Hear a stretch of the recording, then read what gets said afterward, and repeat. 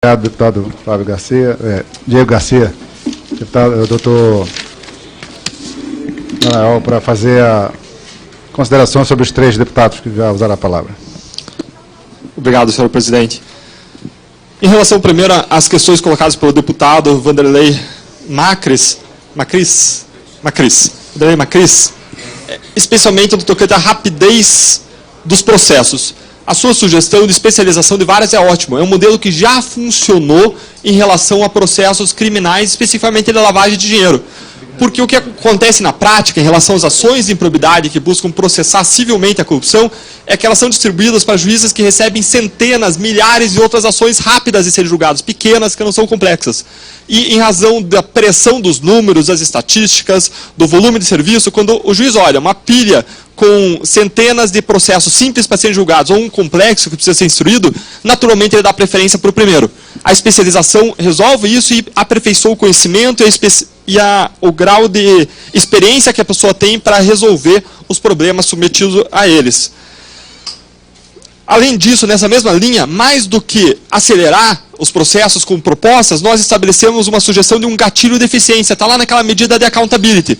Por aquele gatilho de eficiência, não só se estabelece um prazo de duração razoável do processo, mas toda vez que o tribunal descumprir aquela duração razoável, ele é incentivado a recomendar soluções para o CNJ, a identificar o que fez com que aqueles processos demoraram, para que o próprio sistema se autocorrija.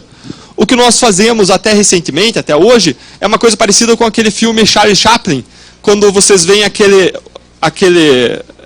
personagem do Charlie Chaplin apertando parafusos. O que acontece é que nós, no sistema de justiça, nós passamos a nossa vida apertando parafusos, sem saber qual que é o produto final do nosso trabalho. Algumas pessoas chamariam isso de alienação até. E agora o que acontece é que, no final da linha de produção, o carro que a gente está ajudando a construir é destruído pelo sistema. Vem lá uma prensa e, bam, destrói o carro que a gente constrói.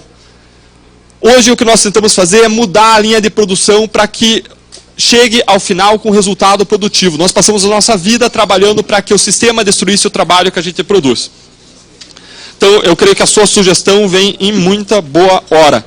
No tocante às questões colocadas pelo deputado Paulo Teixeira, eu quero começar concordando. Eu concordo que combate à corrupção se faz com prevenção, com controle e com punição.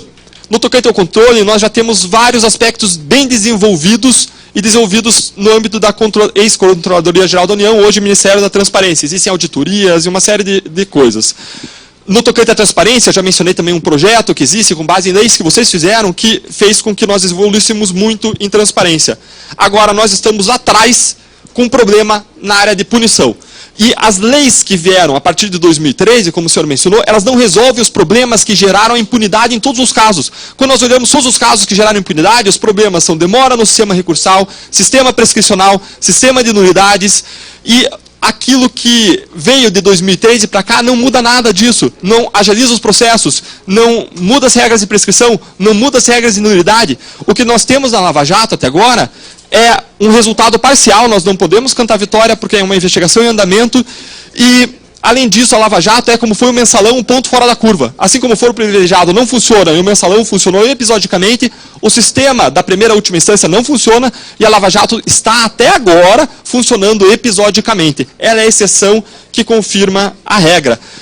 Eu até perguntaria, mas não quero colocar numa posição desconfortável, mas se o senhor conseguisse pensar em 5 casos em que a pessoa foi processada da primeira à última instância e foi punida por corrupção, e não é só o senhor, qualquer pessoa, ninguém sabe da sua cabeça 5 casos em que a pessoa foi processada da última instância e foi punida por corrupção. Esse é um sintoma da impunidade. Apesar de nós termos escândalos sucessivos, toda semana de corrupção, ninguém lembra de 5 pessoas. A pessoa lembra lá, de repente, de Georgina de Freitas, de repente a pessoa vai e faz o esforço, lembra do Lalau, que é uma prisão domiciliar, uma prisão esquisita, não é o ideal, né? Agora, nós não conseguimos evoluir muito para além disso. É difícil lembrar outros. Não sei se o senhor recorda de casos. Inteiro aqui de Brasília, foi preso. O Luiz Estevão foi preso depois de dezenas de anos, ele foi acusado em 2000, não é? Depois de 16 anos, porque mudou a jurisprudência do STF no tocante à execução provisória da pena. Isso não impede ainda que aconteça a prescrição, porque pode mudar a jurisprudência do tocante à execução provisória, ele pode continuar arrastando o caso com recursos e pode prescrever, o que torna a punição que ele sofreu até indevida, o que é mais perigoso. nós precisamos mudar o sistema para que ele funcione. O quarto ponto, é que, no tocante às empresas, nós não combatemos as empresas, mas sim o modelo espúrio de fazer negócios que se instalou no país. Nós não combatemos as empresas, mas sim o modelo espúrio de fazer negócios que se instalou no país. O senhor mencionou o modelo, que é um modelo como o norte-americano, em que as empresas vão, colaboram, instalam sistemas de integridade. Agora, por que as empresas colaboram e instalam sistemas de integridade? Porque os americanos são mais bonzinhos do que nós? Não, o empresário é uma pessoa extremamente pragmática. Ele só instala um sistema de compliance, ele só faz colaboração com a justiça quando isso é mais benéfico do que o oposto. Ou seja, quando existe uma punição tal, que faz com que o compliance, uma punição financeira e pessoal, tal, que faz com que a prevenção, o investimento em recursos para montar um setor, em pessoas para estarem no setor de compliance, a colaboração com a justiça valha a pena. Para você ter ideia, para o senhor ter ideia, o ex-vice-procurador-geral americano, olha a frase que ele usa como slogan do compliance. Ele fala para as empresas, essa era uma frase do marketing, recomendando às empresas instalar compliance. Ele fala assim, ó, se você acha compliance caro, tente o não compliance. Por quê? Porque quando a empresa não faz compliance, ela vai ser punida e punida firmemente.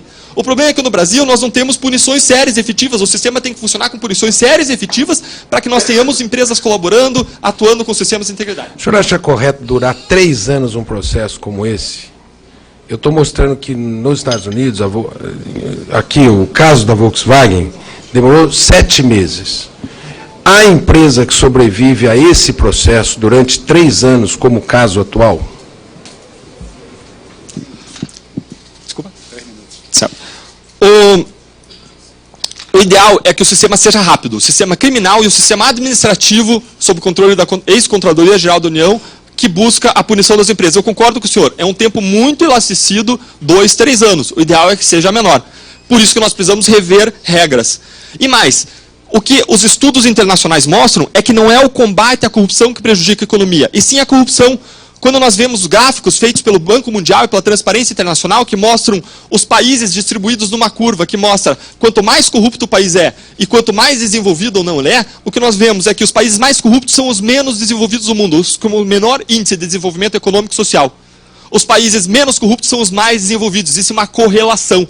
Se nós combatermos efetivamente a economia, nós geraremos um país melhor para todos, da classe mais alta à classe mais baixa, e a mais baixa é a que mais sofre. Porque nós pagamos a corrupção com o nosso dinheiro, com a escola, com o remédio, com o hospital. O pobre paga a corrupção com a vida. Nós precisamos mudar para melhorar para as classes menos favorecidas, especialmente. Todos nós sofreremos, é claro, teremos benefícios. E com emprego também quando ele é eliminado.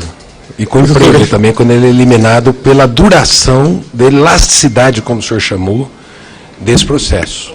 A terapia é mais pesada do que... Deputado Paulo, deixa eu... Eu tô... É que Vossa Excelência teve mais de